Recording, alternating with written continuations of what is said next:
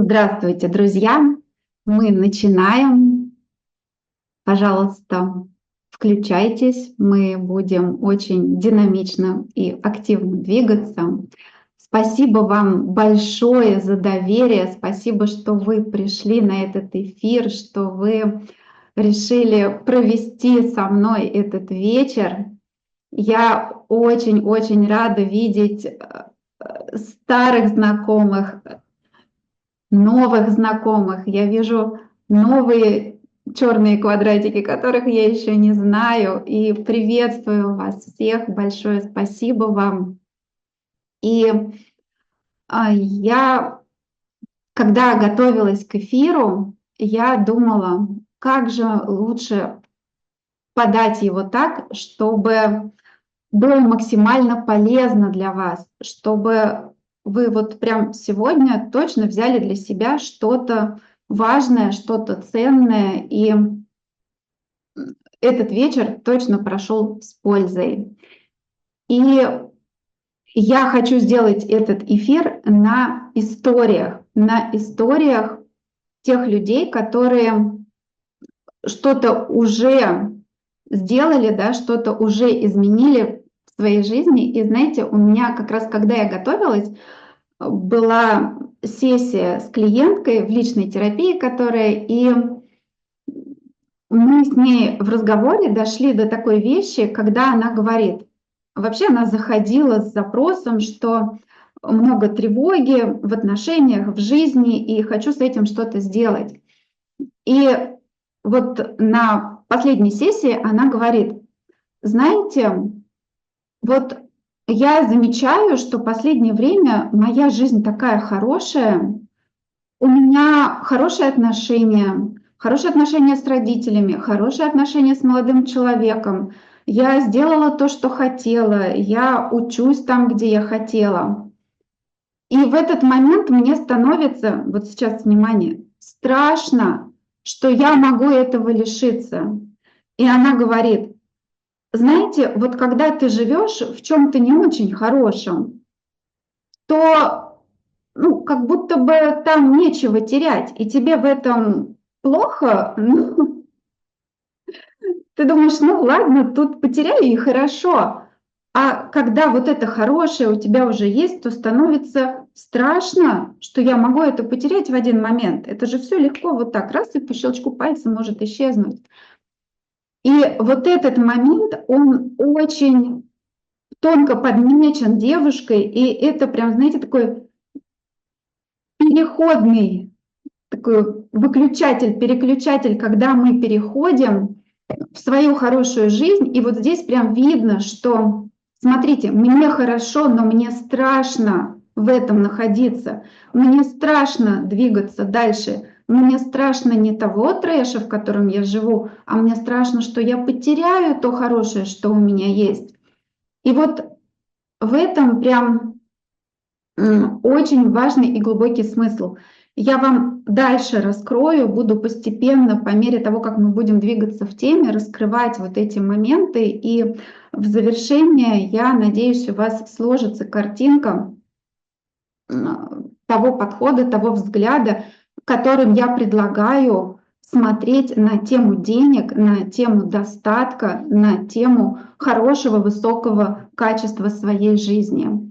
И вот у меня такая цель была, цель вот этого эфира, чтобы вы уже прям разобрались, что же конкретно вам мешает накапливать, мешает создавать резервы в деньгах, может быть, что-то еще вы заметите. И здорово будет, если прям сделаете что-то в ближайшее время. Первый шаг мы с вами сделаем уже на эфире. У нас в завершении будет такая прям практика, которую можно будет и с собой брать. И здесь мы уже сделаем, и вы заметите какие-то вещи. И я спрошу вас, что вы заметите. Хорошо.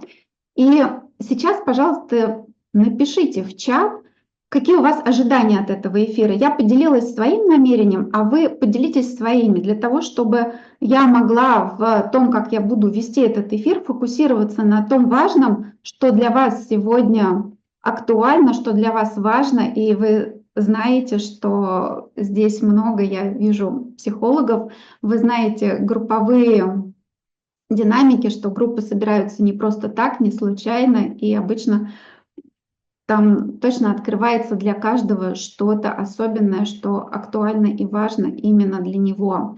И пока вы пишете, я сейчас подключу демонстрацию, скажу пару слов обо мне. Я не забыла представиться. Для тех, кто еще со мной не знаком, пару слов расскажу. Зовут меня Мария Гриднева. У меня базовое первое экономическое образование, и в психологию я пришла тоже немножко необычным способом. Все часто говорят, что в психологи идут, чтобы подлечить себя, но я пришла по любви. Сначала я начала вести тренинги личностного роста по финансовой грамотности. И когда заметила, что у людей возникает много психологических барьеров, я поняла, что пора с этим что-то делать. И таким образом я пришла в психологию вот через такую свою профессиональную задачу, через свой профессиональный рост. И тут что-то написано про меня, я скажу то, что я считаю важным, чтобы вы познакомились с моим мировоззрением, с моим подходом, с моим взглядом. Это намного важнее, чем какие-то внешние факторы.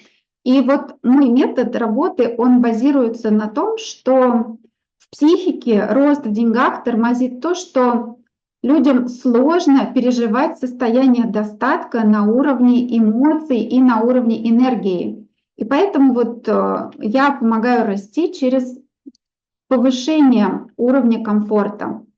И сейчас скажу, о чем у нас сегодня будет вебинар, чтобы вы точно уже убедились, туда ли вы попали. Посмотрю в чат о том, что вы пишете. Хочется разложить все по полочкам, двигаться дальше. Да, есть фишка тратить деньги в ноль, причем если есть 3, то 3, если больше, то больше. Давно пытаюсь понять, почему не могу тратить меньше, чем есть денег. Ожидаю познать для себя, как научиться зарабатывать больше и тратить не до пустого кошелька. Спасибо вам, что вы пишете. Если еще будете писать, то пишите, пожалуйста, очень ценно. Ценно быть в контакте. Важно научиться рационально относиться к деньгам. Недавно поняла, что в жизни бывают иногда эмоциональные покупки и часто обучение. Да, Марин, я ваш вопрос помню, поговорим об этом. Как будто иногда уже недостаточно времени, и по деньгам не нужно бы покупать, но обычно же пишут, в последний раз больше такого не будет. Да, вот мы тоже об этом поговорим. Не получается накопить на первоначальный взнос, все трачу, даже если коплю. Угу. Да, спасибо вам. Что будет? Как раз сегодня будет, почему у нас не получается откладывать, почему деньги утекают. И это же проблема, она не только если денег недостаточно. Если их достаточно, то там то же самое случается. Мы посмотрим, как связаны финансовая грамотность с психикой, как психика чувствует вот все вот эти инструменты, что они дают. Посмотрим, что с этим можно сделать, и разберем психологические причины. Я выделила такие 3 группы. Это про страх больших денег, про то, как мы обходимся со своими ресурсами в целом, и про то, из какой мотивации мы привыкли действовать в своей жизни. И, конечно же, у нас будут практические вопросы и задания. Прежде чем двинуться дальше, сейчас еще раз гляну чат, гляну то, что вы пишете. Я сама финансовый работник, и не поверите, в эти дни я взяла кредит и переплатила за товар, и очень сильно расстроилась.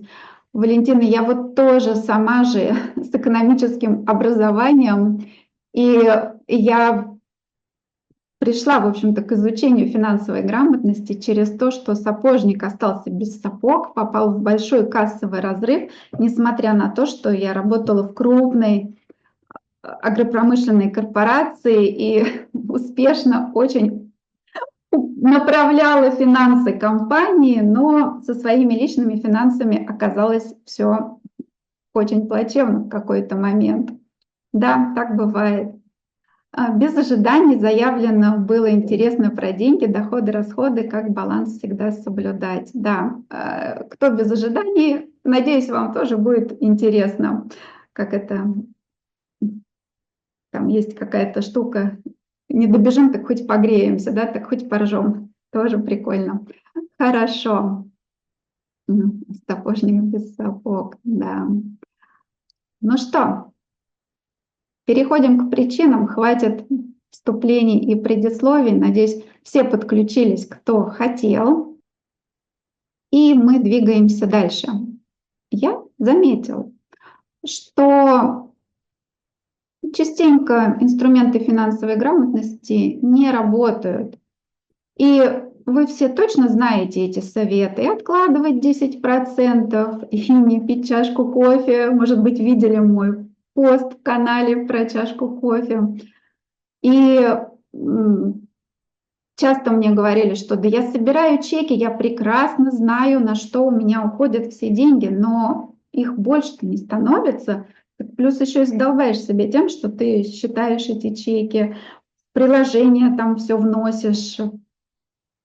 Да. И также еще такой инструмент, как таблички. Таблички — это отдельная песня просто, насколько они, с одной стороны, казалось бы, призваны помогать, но с другой стороны, с большим успехом они демотивируют людей. И что мы будем с вами делать дальше, да? И мой подход в том, чтобы заполнять просто-напросто одну очень простую табличку, которая помогает замечать вот эту динамику того, как я расту в деньгах, того, как растет уровень жизни, того, как растет комфорт, то, что я могу себе позволить. И для меня такой момент прикольный в этой табличке, что ее заполняю, когда приходят деньги на счет. То есть не когда нужно вносить расходы, а когда деньги поступают. И важный момент, он в том, что деньги считать нужно. Потому что если мы их не считаем, то у нас нет контакта с реальностью. И мы тогда живем в какой-то своей иллюзии находимся. Даже бывает так, что мне, например, говорили о том, что я предполагаю, что у меня вот есть что-то, но когда ты в реальности посчитал и увидел, то там совсем другая картинка проясняется. И оказывается, что уже давно наступил кассовый разрыв или близко к этому. Поэтому считать деньги нужно обязательно. И что это дает? Смотрите, таблички, когда они адекватные, то они дают вот это спокойствие, как пишут люди, что я чувствую себя спокойно, я чувствую вот эту радость. И вот это здоровая ситуация, то, что мы чувствуем, когда мы считаем свои деньги. И вот наша задача обеспечить, организовать себе так, чтобы мы чувствовали себя хорошо в отношениях со своими деньгами. И был такой вопрос к этому эфиру. Давайте мы сейчас прям посмотрим на реальном жизненном примере. Как правильно откладывать деньги? Веду учет доходов и расходов уже пару месяцев. Откладываю примерно 10%, но пока не понимаю, куда, когда их можно тратить. Поясните, пожалуйста, этот вопрос. И мы сейчас поясним этот вопрос, мы сейчас разберемся. И смотрите, вот здесь должна быть табличка, но табличку я сделать забыла, и поэтому мы сделаем следующим образом. Мой косяк превратим во что-то хорошее. Давайте так, кому нужна прям форма таблички, вы мне потом в личку напишите после этого эфира, если вам все ок, вам здесь понравится, вам этот подход откликается, вы мне напишите, и я вам просто пришлю эту табличку личным сообщением, прям шаблон. Это будет удобнее даже, чем если бы вы увидели ее на экране, пришлось бы потом самим рисовать, а я вам пришлю в Excel, и вы сможете ей пользоваться. Давайте сделаем так. Будем делать лимонады по ходу из лимонов, которые случились неожиданным образом.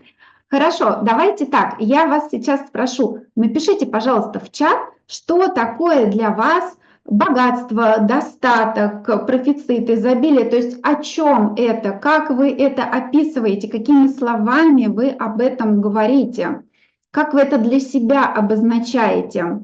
Это прям важный момент, мы уже начинаем соприкасаться с этой темой, и, пожалуйста, вы когда пишете, вы еще обращайте внимание на то, как вы себя чувствуете, что вы ощущаете, что с вами происходит. Сформулируйте, пожалуйста, пару слов, что такое для вас, да, радость, исполнение желаний своей мечты. То есть это такое состояние защищенности, безопасности, такой глубинной опоры на себя, когда я точно уверен, я опираюсь на себя, мне не важно, что вовне происходит. И вот именно на такое состояние у нас приходит все материальное. То есть материальная сторона, она зависит от того, в каком состоянии мы действуем. Связь между эмоциями какая и вот реальностью, она в том, что мы действуем из каких-то эмоций. И когда мы действуем из эмоционального комфорта, наши действия, они в разы эффективнее, они в разы повышают наш КПД. Угу. Смотрю, что вы пишете, почему-то вышло так: богатство, как будто что-то лишнее, а достаток — это хорошо. Здесь неважно, какие слова, можно тогда говорить для себя достаток. То есть прям себя покалибруйте, правда, со словом богатство у многих не очень хорошие ассоциации, и поэтому что сделать хорошо? Подобрать для себя то слово. Кому-то слово профицит подходит, кому-то слово богатство, кому-то достаток. Поэтому поиграйте прям, каким я хочу быть,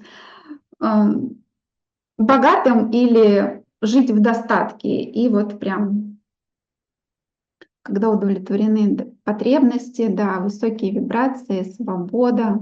Угу. Труд и уровень комфорта, богатство — это труд. Да, вот это важная вещь, про труд мы еще поговорим, про деятельность. Хорошо. И давайте я сейчас подключу, верну презентацию. Я все-таки поговорю про табличку, чтобы вы понимали, как она устроена. Вот мы сказали, что нам важно состояние спокойствия, и когда у нас есть вот эта опора контакта с реальностью, то мы начинаем так и чувствовать. Верхняя часть таблички мы записываем все доходы в разрезе по источникам. Если несколько клиентов, то это несколько источников. Но вся фишечка в нижней части. В чем самый суть и смысл? В том, что я предлагаю не считать чеки, не считать по статьям, не считать, сколько я трачу на продукты, сколько я трачу на кружки. То есть мы вот эти все базовые траты, которые у нас есть ежемесячные, мы просто записываем одной статьей текущие расходы и ставим туда свою сумму. С первого месяца, возможно, так не получится, нужно будет какое-то время, чтобы понять, в каких суммах у меня все происходит, но со второго месяца это точно можно сделать. И тогда что мы получаем? Мы можем спокойно пользоваться своими деньгами без вот этого лишнего контроля, без того, что я все время в панике, насколько я потрачу денег, без привязки, без фокуса на минус, без фокуса на экономию. И здесь важный момент, он в том, что чтобы так организовать свой бюджет, чтобы деньги выделять себе вот на текущие расходы в начале месяца, тогда это отлично работает. Поэтому вопрос был написан: я откладываю по 10%, когда и сколько можно тратить. Вот наша первая задача — накопить резерв на месяц. И дальше уже из этого разворачиваем стратегию. Сейчас дальше я уже не буду подробно рассказывать, чтобы мы не углублялись в тему финансов. Вообще мы это будем делать и делаем уже на группе. Я вас в конце скажу пару слов, приглашу на свою группу, которая называется «Больше, чем деньги». И вот мы там прям подробнее вот эту стратегию, смотрите, каждый для себя составляет сам. Мы прям разбираем, как вам подходит. Скажите, пожалуйста, есть ли, может быть, какие-то вопросы по этому, вот по этой части? Давайте прям минуточку подожду, полминутки. Есть ли какие-то вопросы? И мы двинемся дальше к следующим вопросам. Все понятно. Угу. Расходы мы считаем. Мы считаем их для того, чтобы понять, какой у меня вообще уровень в целом, вот насколько я живу, чтобы понимать, что я не выхожу за эту сумму. Но мы не распределяем их по статьям. То есть мы не контролируем себя, по какой статье я сколько трачу. Вот это прям такое смена фокуса. Угу, понятно. Хорошо. Немного не поняла по поводу отложить сколько и прописать. Отложить, вот первый шаг, первая задача — отложить резерв на месяц, чтобы он был к началу месяца. 10%. Здесь как вам удобно. Мы сейчас поговорим дальше, что в чем... Смотрите, если на месяц уже отложено, что дальше? Угу. Если на месяц отложено, то мы наращиваем дальше, и мы распределяем эти суммы на те цели, которые нам нужны. То есть смотрите, что мы делаем. Задача в том, чтобы... Ключ здесь в том, что наши доходы опережают рост наших расходов. Обычно мы как живем? Мы тратим все в ноль. Но здесь наша задача в том, чтобы, когда у нас прибавляется доход, мы на расходы отводим чуть меньше, чем та прибавка дохода, которая у нас состоялась. И дальше мы посмотрим мы посмотрели, что дают нам инструменты финансовой грамотности, если мы пользуемся ими в соответствии с тем, как нам удобно. И дальше, смотрите, возникают психологические причины, почему же у нас не получается откладывать. Вот почему не срабатывает то, как мы делали, как мы пробовали. И первое, вот страх больших денег. Смотрите, сейчас вот большие деньги, они для каждого разные. Для кого-то большие деньги — это 50 тысяч, для кого-то большие деньги — это миллионы. И большие деньги в нашем уме и большие деньги в нашей психике — это разные вещи. часто мы думаем, да, хорошо, я хочу там 500 тысяч дохода, я хочу 1 000 000 дохода. Но теперь смотрите, мы сделаем сейчас с вами упражнение. Вот представьте, пожалуйста, себе, что вы идете ночью в одиночестве по неблагополучному на вид району в чужом городе. И вот сколько у вас с собой наличкой, какую сумму вам не страшно нести с собой?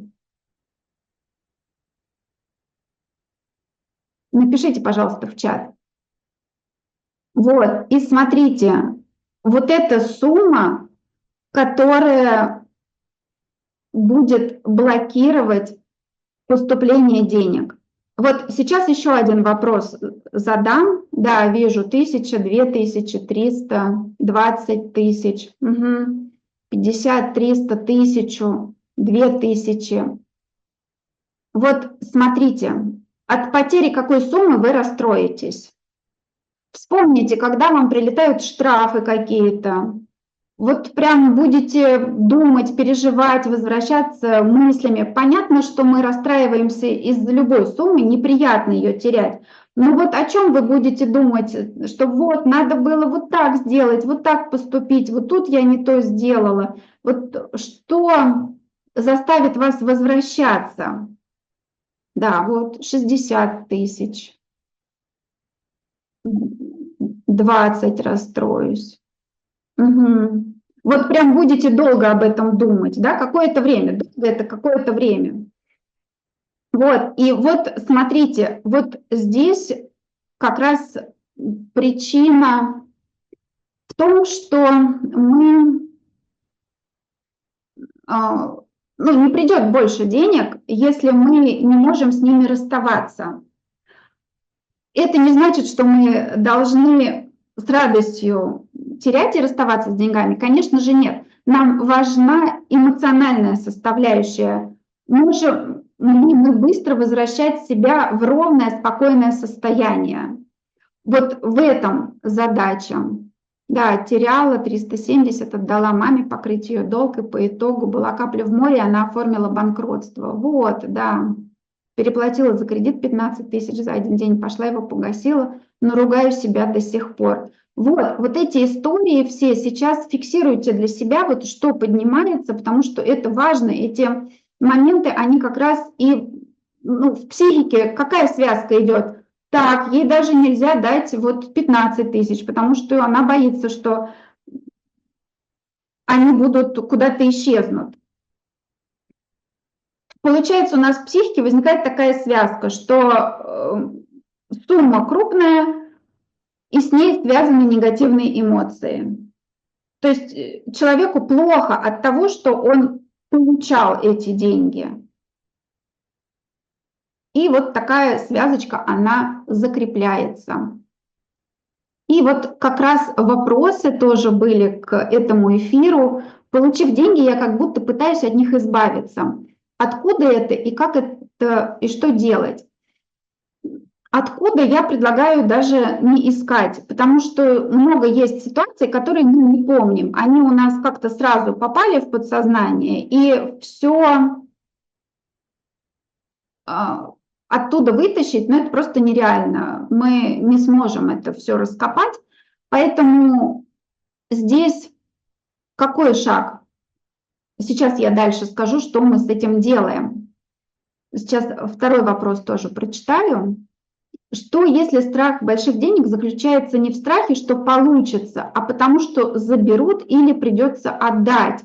Отголосок раскулачивания предков или все же жизненный печальный опыт? Мне приходилось все отдавать, оставаясь по итогу ни с чем. И как теперь от этого страха избавиться? Теперь-то я могу и не отдавать, не моя ответственность, что кто-то загнал себя в долги, а страх остался.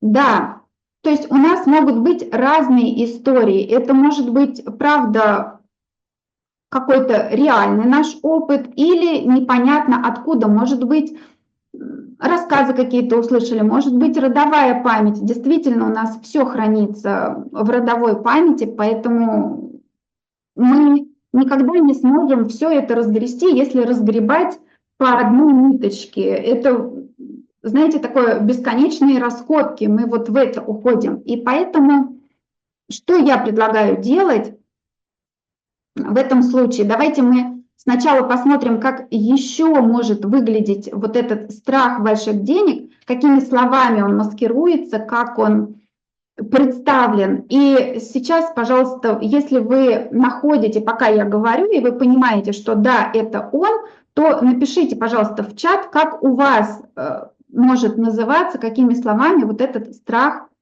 больших денег. Смотрите, страх, что большие деньги испортят жизнь, что, например, буду зарабатывать больше мужа, и тогда отношения испортятся. Или, может быть, будут просить все в долг. Или, может быть, государство заберет, придется платить много налогов или случится что-то неприятное.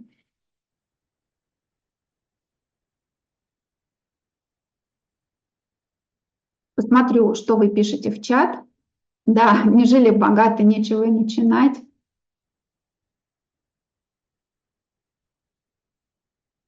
Да, 500 тысяч вложила, и ничего не получилось, закрылось на 2 года. Большие деньги могут быть у кого-то, а у меня чистота, денег нету. Да, да, вот эта вот история.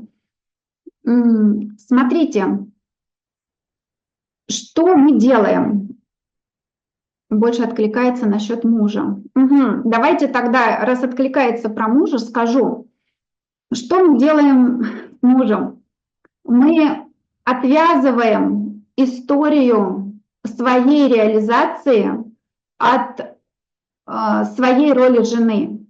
То есть что мы делаем? Мы здесь, если посмотреть с точки зрения систем взаимодействия, то мы путаем роли. Когда я смотрю, сколько я зарабатываю и сравниваю себя с мужем, тогда я захожу в систему семейную из роли социальной. Когда я меряю из роли конкуренции, вот эта история, что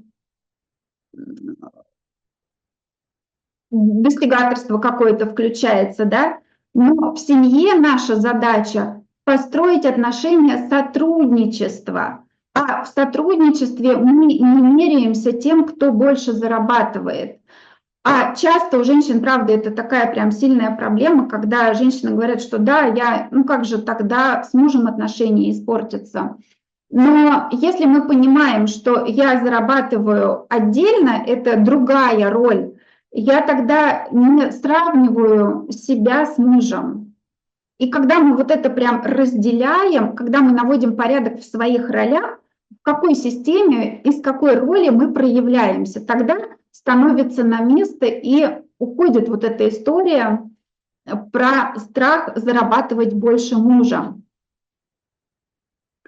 Страх перед деньгами, что они придут и сразу их не станет. Почему-то много трудишься, а они как вода утекают. Да, доходы вырастут, а расходы тоже вырастут. Замкнутый круг. Вот, мы об этом уже поговорили, да, что мы смотрим, чтобы расходы у нас росли в процентном отношении меньше, чем доходы.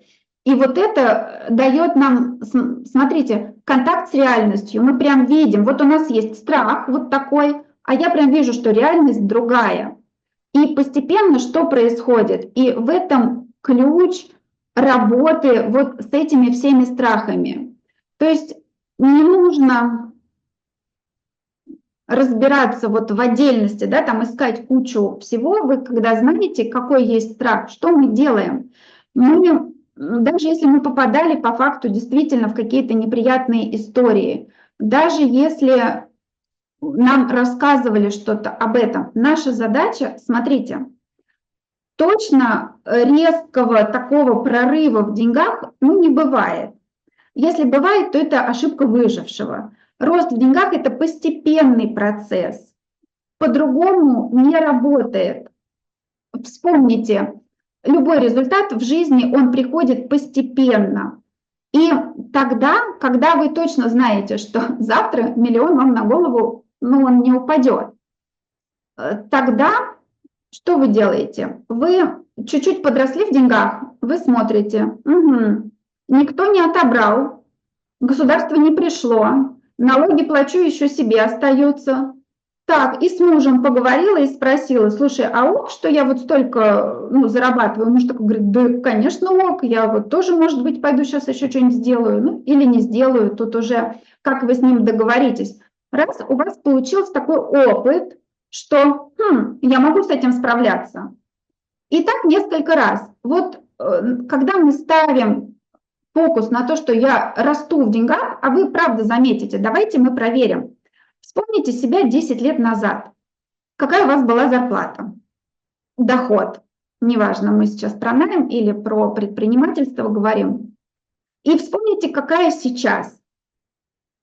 Если доход от мужа, если просто муж дает денег, то это тоже считается. Зарплата жены, она тоже включается в ваш доход. И теперь, пожалуйста, посчитайте, напишите в чат, во сколько увеличилась. Была больше в 5 раз. Угу. В 5 раз. Смотрите, здесь какой момент. Если мы видим, что доход уменьшается, тогда мы можем с этим что-то делать. Это тоже важный момент, что мы своевременно начинаем предпринимать какие-то шаги. Вот, доход поднялся раз в 10. И смотрите, было больше, уволилась из найма. Угу. Это переходный процесс, для него как раз хорошо подготавливаться к нему, давайте так, создавать себе какую-то базу. И вот когда у нас доход увеличивается, мы следим, чтобы траты наши росли не такими же темпами, потому что вот смотрите, сейчас как будто бы все равно доход увеличился, а траты все равно в ноль.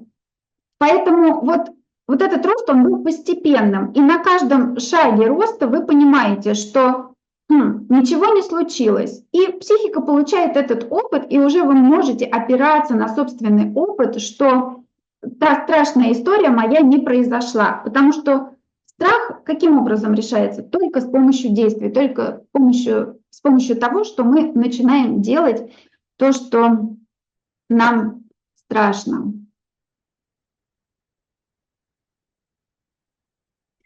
Есть ли по этой части какие-то вопросы? Как вам эта идея вообще, такая работа со страхами? Спасибо. А делать-то что с этим? Опираться на свой опыт,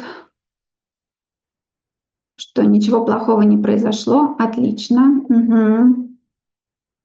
Вот, да. Смотрите, что делать? Вот сейчас мы как раз и проговорили, что делать. Получать опыт, что страх не реализуется. И, скорее всего, к тому моменту, если вдруг он материализовался и реализовался, то вы уже научитесь с этим обращаться. Я неоднократно теряла деньги в инвестициях, но я продолжаю это делать. Я продолжаю узнавать неэффективные способы и узнаю в какой-то момент эффективные способы. И здесь, смотрите, какой контрольный вопрос. Вот это важный прям ключ такой себе, пометьте. Как понять, вообще продолжать двигаться дальше или уже пора остановиться? Мы задаем себе вопрос, когда я перестану это делать? И отвечаем себе. Например, у меня не получается при смене деятельности зарабатывать так же, как в найме. Я вернусь в найм, и я себе отвечаю, что нет, в найм я не вернусь, потому что я выбрала более свободный график, более какие-то другие условия для себя. И тогда я буду учиться зарабатывать не в найме столько, сколько мне нужно. Я никогда не прекращу. Да, мне будет трудно, да, мне периодически будет непонятно, что делать, но я понимаю, что я все равно буду двигаться дальше. Мозг не фиксирует положительный опыт, он его обесценивает. Вот это тоже такая история у нас прям культурально прошита, что обесценивает. Пожалуйста, знаете, что здесь? Приучайте себя замечать. Сначала это будет сложно и усилием воли, но затем это войдет в привычку. Мы все привыкли себя обесценивать, это правда. Как мы сделаем кучу всего, потом говорим, ой, день прошел, ничего не успела сделать. А там столько всего попеределано, поэтому прям насильно замечайте, сколько сделано, и присваивайте себе. А если трачу все в ноль, всегда и везде сложно откладывать и копить. Угу. Вот мы сейчас как раз разбираем причины, почему сложно откладывать и копить. Давайте к завершению, если этот вопрос еще останется, вы его, пожалуйста, задайте, и мы еще проговорим, что там может быть. Хорошо. Двигаемся дальше. Я включаю демонстрацию. Вот такой алгоритм, можно прям сделать скрин, можно себе зафиксировать, что вот такой алгоритм работы со страхами.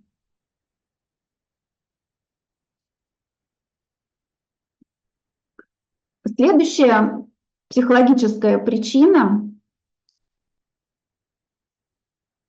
как раз вот вопрос про эмоциональные покупки, и вот этот симптом, он является одним из симптомов вот следующей психологической причины.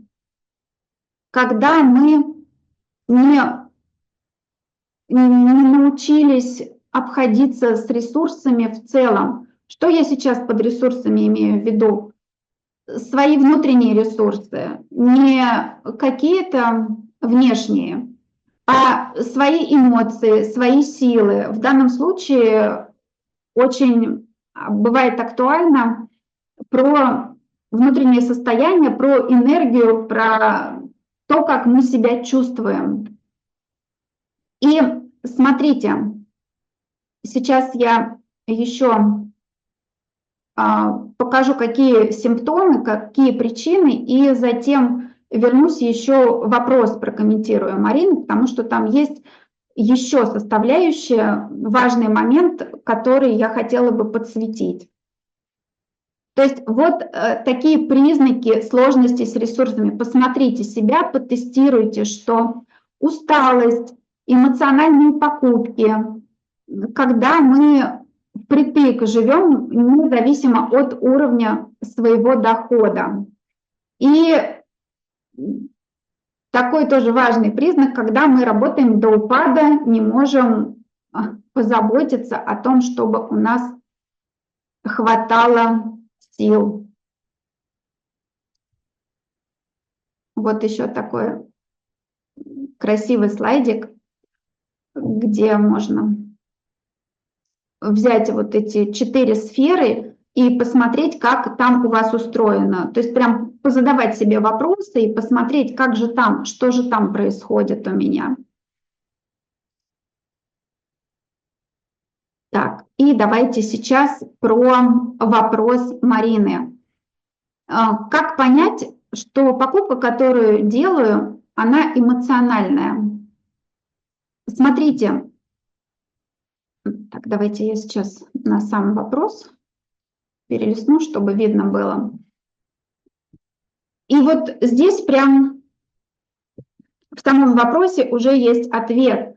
Когда есть такая история, что хочется купить из того, что вот пишут, что скоро больше не будет, что я упущу что-то важное, что я что-то потеряю. Это показатель того, что да, это покупка эмоциональная. Вот это чувство упущенной выгоды, оно про эмоциональную покупку. И что здесь важно? Важно в данном случае действовать из отклика. Отклик – это когда у нас есть интерес к чему-то, есть энтузиазм. И, как правило, когда у нас есть вот этот отклик, то мы находим способ, даже если у нас в моменте на это нет денег, они откуда-то появляется возможность заработать. Я не буду говорить эзотерическими словами, приходит откуда-то непонятно. Вот. А мы просто, например, клиент неожиданно падает и платит нам сумму необходимую. То есть, но смотрите, это если есть отклик. Если мы действуем из того, что боюсь, что этого больше не повторится, то здесь принцип такой, как я прям замечаю, что вот сейчас я могу купить под влиянием какой-то эмоции. И я тогда себе говорю, значит, мне эта покупка не нужна, потому что она не из отклика происходит. И смотрите, по поводу обучений. Какой еще здесь принцип, как посмотреть, надо мне или не надо? Мы, те, кто психологи и кто не психологи, тоже те, кто приходит на обучение, я могу, как это, не надо к гадалке ходить, мы все любим учиться, для нас это радостный, приятный процесс. И мы можем это делать даже в ущерб своим каким-то другим сферам. Поэтому смотрите, как понять, вообще мне это обучение надо или не надо.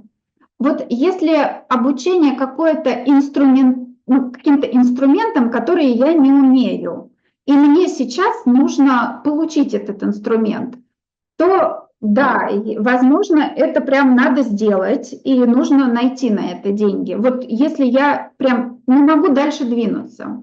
Но часто у нас есть такая история, что я тогда буду лучше работать, я тогда лучше смогу помогать. И вот эта мотивация, она как будто бы, знаете, из того, что я еще недостаточно. То есть она не из той, она не из отклика, а она из того, что мне чего-то еще не хватает. Поэтому что я предлагаю сделать? Начинать вот делать то, что если я это уже делаю, и когда я точно понимаю, что мне чего-то не хватает, нужен какой-то дополнительный навык, я, например, смотрите, что я могу ведь сделать? Я же могу к этому специалисту прийти в личную консультацию, не идти в обучение, а, например, потом, когда у меня будет бюджет через время, я приду и куплю его консультацию и скажу, слушай, я вот это начала делать, но вот тут у меня какие-то вопросы возникают, можем ли мы? Наверняка есть такая возможность. Вот такие моменты в этом вопросе. Марин, если напишите в чат, насколько вам такой ответ с обучением вообще. Да, да.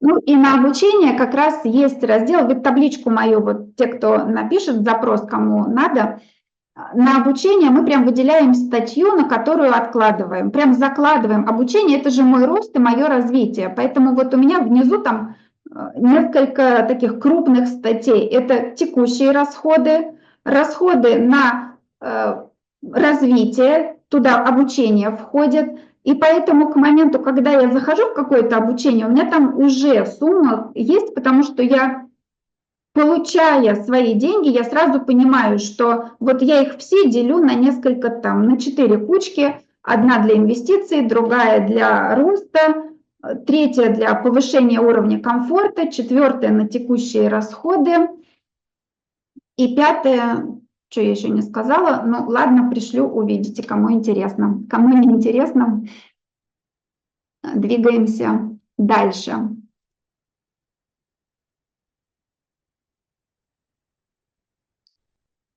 Хорошо. Так, давайте. Что же с этим всем делать-то? Самый интересный вопрос, да? Вот, Марина, посмотрю. Ответ, да. Тот курс не купил, решила послушаться мужа. Действительно звучало. Угу. Ну вот. Спасибо, Марина, за обратную связь.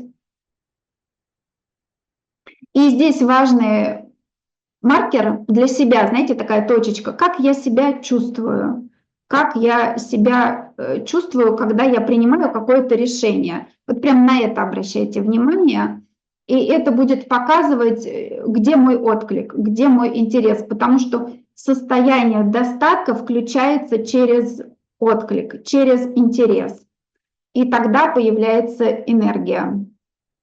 Но мы сейчас посмотрим сначала на вот этот механизм, как же там устроено.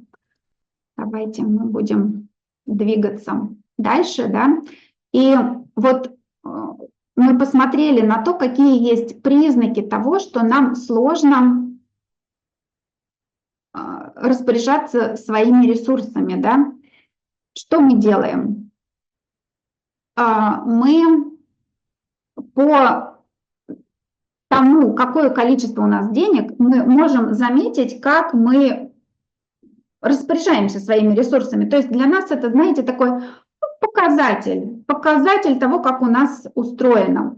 Поэтому мы просто берем на это, смотрим, радуемся, что у нас есть контакт с реальностью, и дальше, что мы с этим делаем дальше, мы сейчас посмотрим.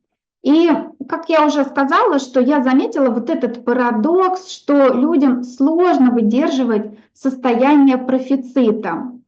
И почему так происходит? Потому что в детстве нам прям вот отформатировали вот это нашу базовую комплектацию, состояние профицита. И тогда во взрослом возрасте нам уже бывает сложно. Давайте посмотрим, какая у нас история получается. Например, нам сложно на работе пойти и сказать о своем вкладе и попросить увеличения оплаты, потому что нам сложно проявляться. Мы соглашаемся на не лучшие для себя условия. И, например, нам сложно, смотрите, какой момент, фоново в течение дня чувствовать себя хорошо, потому что мы много раз не выбрали себя. Мы выбрали кого-то другого. Мы выбрали сделать что-то, что нужно не нам. И тогда к концу дня такое вот состояние выжатого лимончика. И вот знаете как, такой тест, если человека спросить, как у него дела, и он обычно рассказывает, что вот это здесь плохо, работа нелюбимая, да, не совсем устраивают отношения. И то есть вот уровень нормы воспринимается как то, что чего-то нам не хватает. То есть, смотрите, это про то, что нам показали, что норма, она такая, когда у тебя чего-то недостаточно, а когда по-другому, то это как-то уже подозрительно становится. Смотрите, что такое жизнь в достатке, да, из состояния вот этого профицита? Это когда у нас есть бодрость, уверенность, драйв, радость. И это прям, знаете, это такой взгляд, это мировоззренческая такая штука, когда у нас хорошие отношения, изобильные с собой, с самими собой.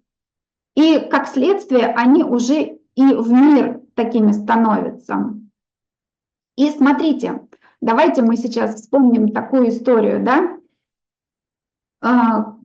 Как себя дети ведут? У них много энергии, да? У них нет страха что-то делать, они спокойно учатся ходить, 100 раз падают, у них много любознательности, у них нет сомнений, они идут и говорят: мое, мое, они тебя не спрашивают, они прям дай мое, и все. А вспомните, как взрослые относятся к этим детским проявлениям. Не кричи так громко, не шуми, не злись, не перебивай взрослых. Я последняя буква в алфавите. И еще такая есть история.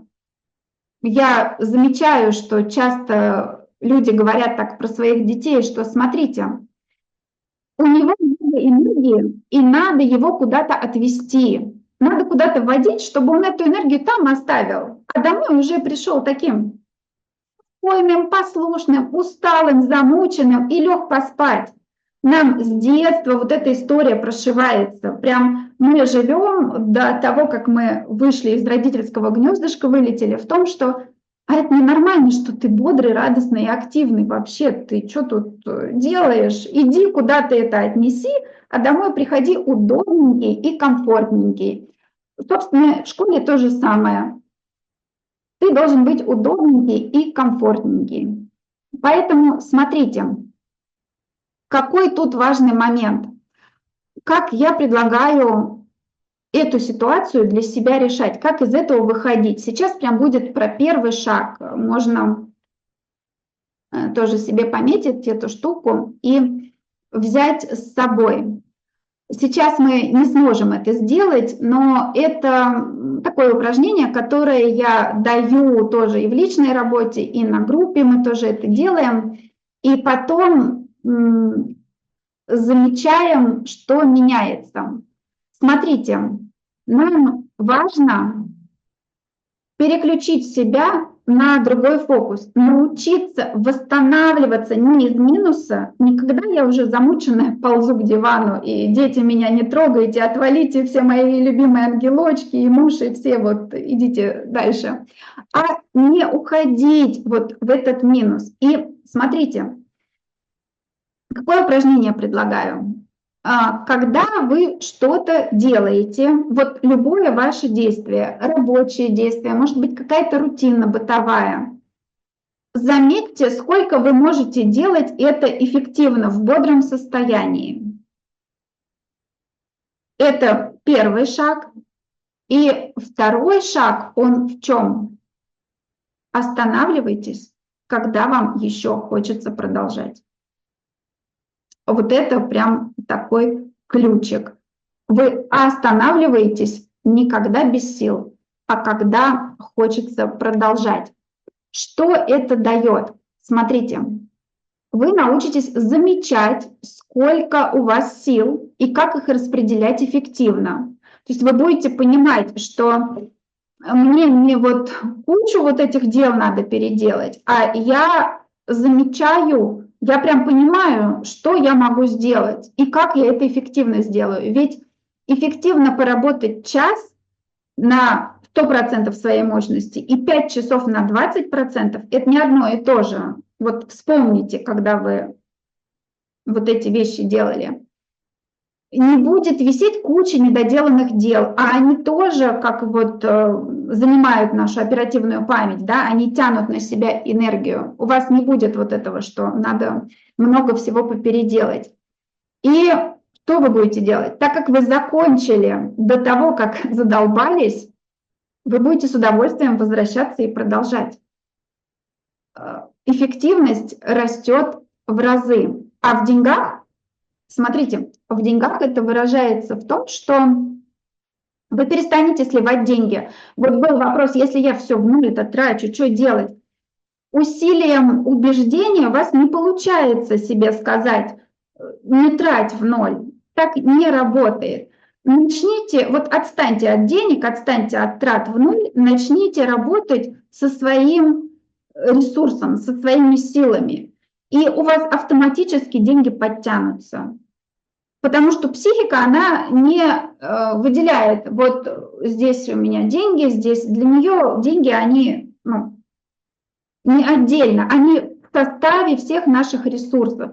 Поэтому вот прям, если даже ничего не поняли из того, чего сегодня было, или кажется это все как-то непонятно с этими табличками, вот с этими всеми страхами, вот сделайте вот это. И прям я буду рада, если вы мне потом напишите, что заметили после того, как попробовали это поделать.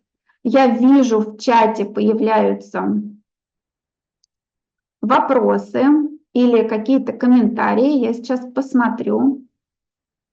Так, это вопрос к самооценке. Ну, смотрите, самооценка, она базируется на хорошем отношении к себе, на хороших отношениях с собой, с самим собой. Когда мы учимся отношениям хорошим с собой, у нас и автоматически самооценка растет.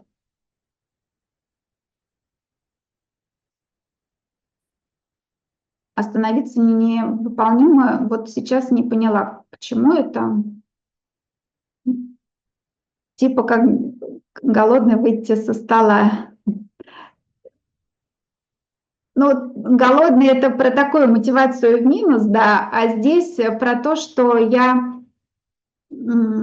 занимаюсь любимым. Помните, как в детстве, когда мы играли, а мама такая: иди домой, заходи, заходи. И как не хочется, как хочется быстрее вернуться к этим игрушкам. Вот это то же самое. Мы себе возвращаем вот этот интерес, вот этот энтузиазм, вот этот драйв в своих повседневных делах, в своей работе. Так, презентацию скинуть в телегу. Смотрите, у нас будет запись, там же видно презентацию. Давайте, не знаю. Вот, да. Мы прикрепим к записи эфира. Все, я вижу. Спасибо, Катя. Что от усталости сливаю на вкусняшки. Угу. Да, поняла. Все, хорошо. Отлично, двигаемся дальше. У нас еще остался блок про мотивацию, про то, с какой мотивацией мы привыкли действовать, и это очень важный момент, на мой взгляд. Смотрите, что мы делаем. Мы говорим «хочу», а воспринимаем это как «надо». И даже самое хорошее, что мы хотим в своей жизни сделать, мы воспринимаем, что это нам надо сделать. И потому что мама в детстве заставляла делать уроки, убираться. И смотрите, это же сопровождалось какими-то манипуляциями, каким-то эмоциональным насилием. И тогда для нас все хорошее, что надо делать, оно идет вот в этой склейке, что хочу, но как бы сам себя заставляю. Вот эта мама, она там продолжает сидеть в голове, и мы уже сами себе говорим: да, я хочу быть здоровой. И слышим: так, надо быть здоровой, надо сидеть на диете, надо заставлять себя бегать, надо вот это, вот это, вот это, вот это. И тогда вот психика, она автоматом так воспринимает. И наша задача что сделать? Наша задача заметить, что эта стратегия, она для нас невыгодна, и обычно мы ее не осознаем. Сейчас, когда вы об этом знаете, что вы вот любое «хочу» воспринимаю как «надо», у вас появился такой зазор, и вы можете туда обратить свое внимание. Даже одного этого будет прекрасно, если вы начнете делать после сегодняшнего эфира. И тогда, смотрите, мы замечаем, что эта стратегия, она нам мешает в работе очень сильно. Например, проявляться в соцсетях. Вроде бы как «хочу», но вот это «надо», оно прям нас очень сильно демотивирует. Или, например, мы там затягиваем сроки исполнения, долго делаем свою работу. И при этом, смотрите, какой здесь момент. Я прям вот это часто замечаю в личной работе с клиентами, что мы вроде бы мы как бы стараемся себя разгрузить, но чувствуем себя постоянно уставшими. И вот эта усталость, она возникает из-за того, что мы тратим силы на сопротивление самим себе. Мы сами себе сопротивляемся, и над нами висит куча несделанных дел, и тогда мы попадаем в тревогу, в стыд, в раздражение, вот во все эти эмоции, благодаря которым наши силы куда-то и деваются. Мы разочаровываемся в себе, вот здесь и обесценивание наше прекрасное подключается, да, мы сразу так: вот, я мало делаю, и что это ерунда какая-то, вот это все легкое у меня получается, а вот что-то там не получается. И смотрите, какой здесь следующий эффект, какой здесь такой побочный эффект. Когда у нас есть свободное время, а мы уже не понимаем, что нам надо, что мы хотим-то делать, куда мы двинулись бы, мы не знаем. И тогда мы снова начинаем ничего не делать, например, да, или как-то тратить время не так, как нам хотелось, и мы снова ругаем себя за то, что мы поленились или забыли, или неэффективно потратили вот это свое время. Вот такая картинка получается, не очень оптимистичная. Как мы сами обходимся с собой. Смотрите, это про наши отношения с собой. И смотрите, сейчас мы с вами сделаем такую практику, которая поможет соприкоснуться вот с этим ощущением, вот с этим чувством достатка, с чувством достаточности и поможет нам научиться действовать через интерес, а не через насилие над собой. Смотрите, парадокс вот этого дефицитного восприятия, он в том, что вот мы как думаем, так, вот так делаю неправильно, значит, надо перестать. И вот когда мы запрещаем себе думать определенным образом, то это инструмент дефицита уже, запрет. Поэтому вот такие внутренние запреты, они не помогают нам изменить свое восприятие на профицитное, на восприятие достатка. И вот это важно научиться замечать и чувствовать, когда мы находимся в состоянии достатка, когда нам, помните, вы писали в начале, когда нам спокойно, когда нам хорошо, когда мы чувствуем себя свободными. А такие моменты у вас бывают независимо от того, сколько у вас денег на счету. Мы можем чувствовать себя свободными, когда идем, просто гуляем, и в парке солнышко светит, и красота вокруг. И мы вот в этот момент замечаем, что как всего уже достаточно и как мне хорошо. Вот просто фиксируем себя на том, что хорошо. Поэтому сейчас упражнение.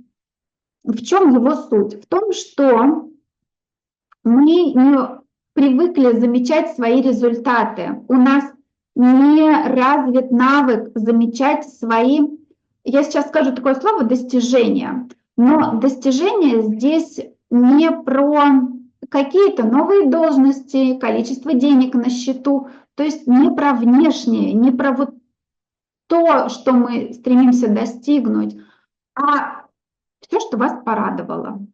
Вот смотрите, какая концепция. Достижение, когда вы радуетесь, когда вы вдохновляетесь, когда вы впечатлились от каких-то ваших действий, когда вам хорошо. Сейчас посмотрю быстренько, что вы... Да, вот, пишите удовольствие, хорошо. Поэтому сейчас у нас будет упражнение. И, пожалуйста, давайте отложим немножко так ручки, сосредоточимся на себе. Сделайте, пожалуйста, вдох-выдох. Прислушайтесь к тому, что происходит с вами. Какое у вас состояние, как вы себя чувствуете, какая там эмоция. Вот заметьте то, как вы себя сейчас чувствовали. У нас не будет какая-то не медитация, ничего, мы так сейчас сделаем такую интересную штуку. Заметьте, что вы чувствуете, как вам сейчас. И вспомните, пожалуйста, когда в последний раз вы чувствовали легкость, энтузиазм, воодушевление, когда вам было хорошо. Соприкоснитесь вот с этим состоянием. Вспомните, может быть, с чем это было связано. Сейчас важно заметить, как ощущается вот это состояние профицита у вас в теле, как оно на уровне эмоций происходит.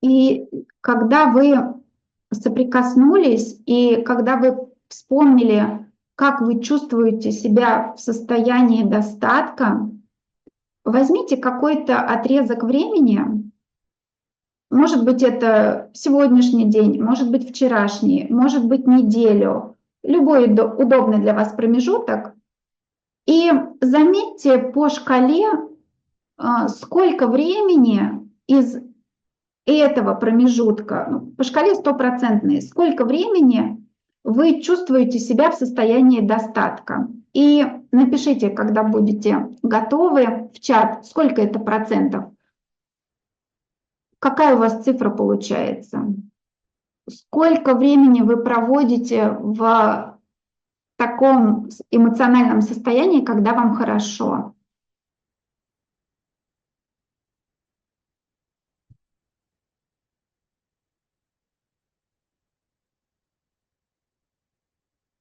30%,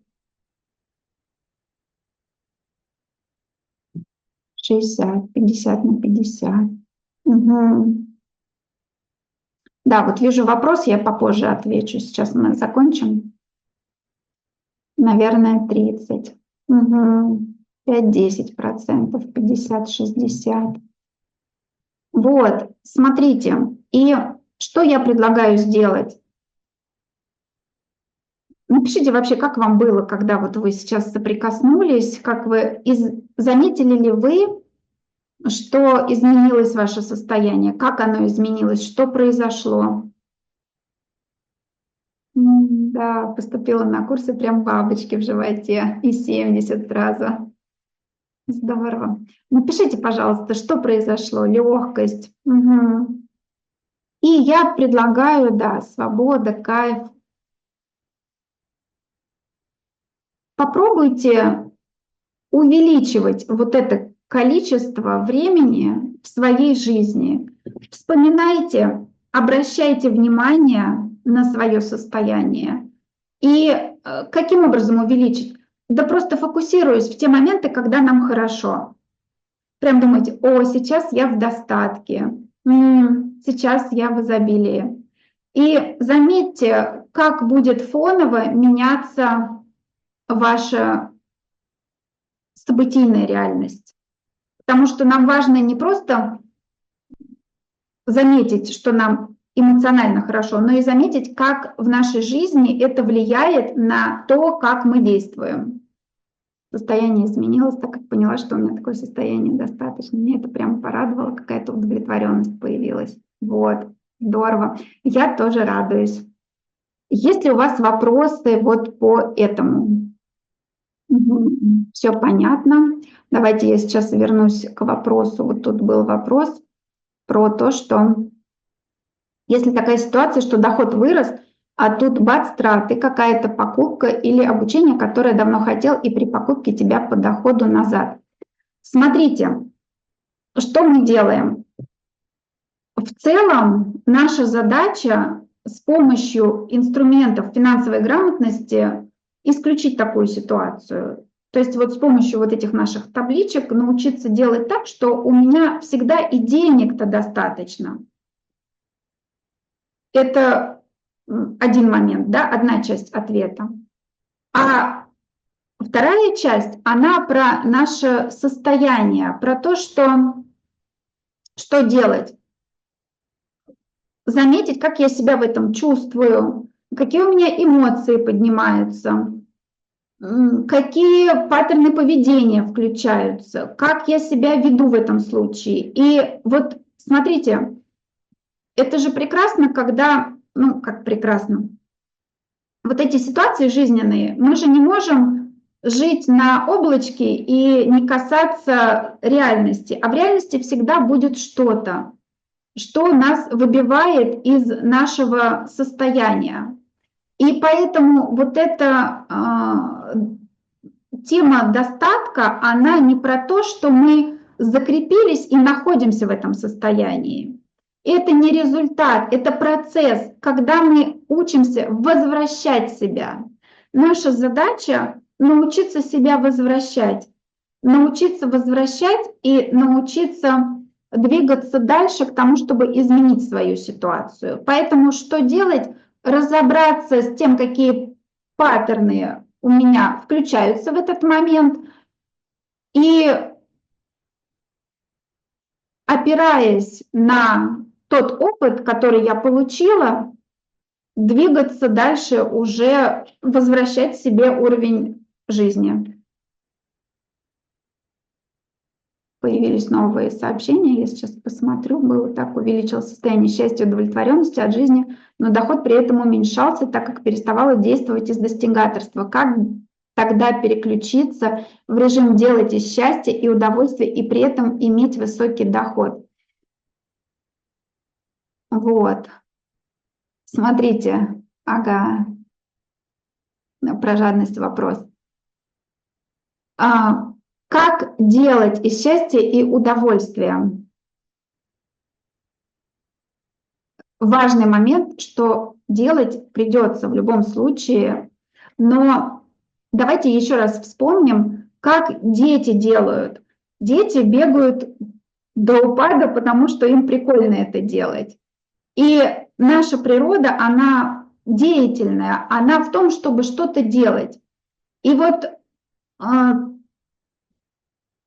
чтобы действовать в этом состоянии, важно искать отклик в своей деятельности.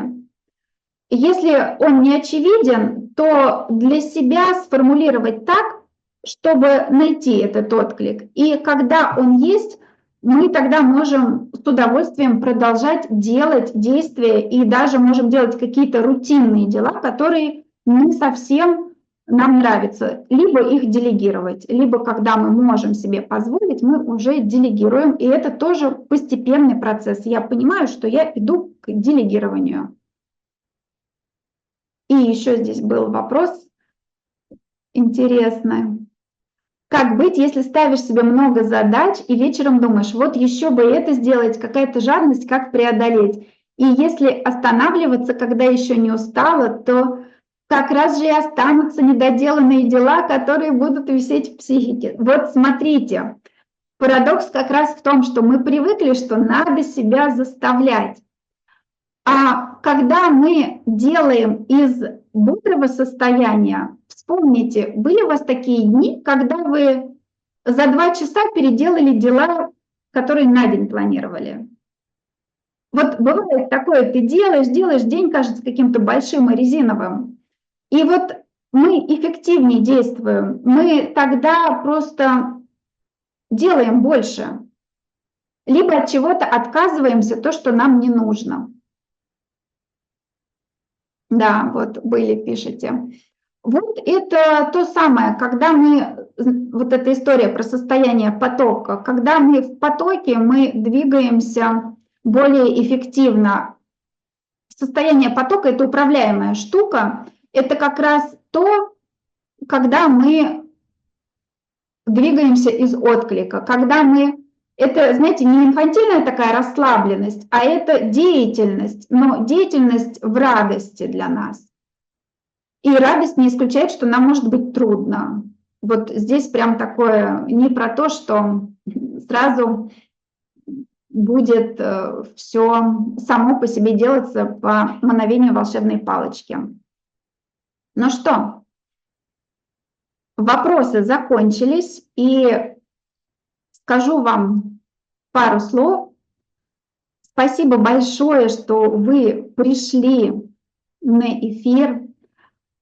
Мне будет очень приятно и радостно, если вы напишите какие-то свои отзывы, свои впечатления об этом эфире в канале, в посте, и я тогда смогу их показать и других пригласить посмотреть запись этого эфира. Проводить такой же я больше не буду, но приглашу других посмотреть запись этого эфира.